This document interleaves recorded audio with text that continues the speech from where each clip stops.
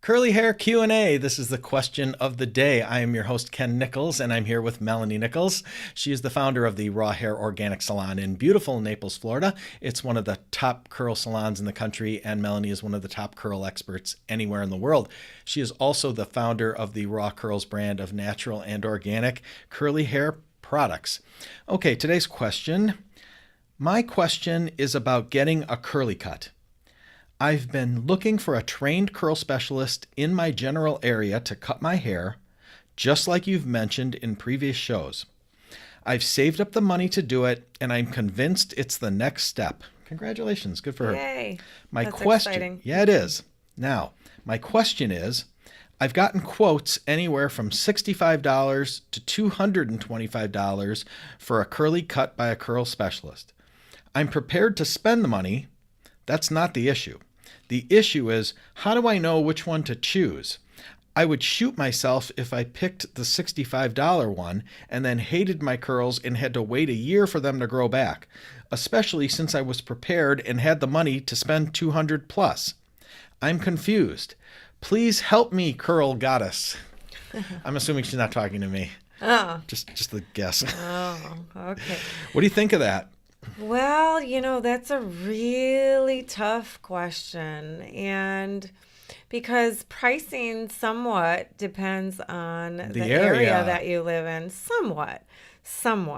Because honestly, I feel like if you are at the top of your game and you are, a real curl expert and you have, you do amazing work, pretty much no matter where you go, you're going to be able to charge top dollar and people will pay it. So I guess what I would have to recommend is doing some digging and, asking questions about these stylists and really find out about their training and their background. Yeah, what kind of questions would someone ask? Where have they been trained? What how long they've been doing curly hair for in this specialty. So, whether it's Diva, Weedad, Carlisto, Raw Curls System, or another one out there, what is it and how long have they been doing it? Are they just like a first level certification? Because this is something to be aware of, because now Diva has been pushing education, and they have different levels of certification. So there's a level 1 where it's basically, I believe it's still a look and learn. So it's just a 1-day class apart, I don't Of watching? of watching. So it's not even really hands-on training. So that's going to make, and I'm not saying that's wrong or bad. It's good. They're starting the journey. However, I'm not paying $200 for that. right, that is completely different than someone like myself or, someone else that's got a lot of certifications and a lot of training and a lot of hours behind the chair. That's another thing. How much are they actually working? I know stylists that work like 1 or 2 days a week, or they're, out doing shows or out doing God knows what, yoga. I don't know. Yeah. And they're hardly working behind the chair. How many hours are you putting in actually, using these techniques?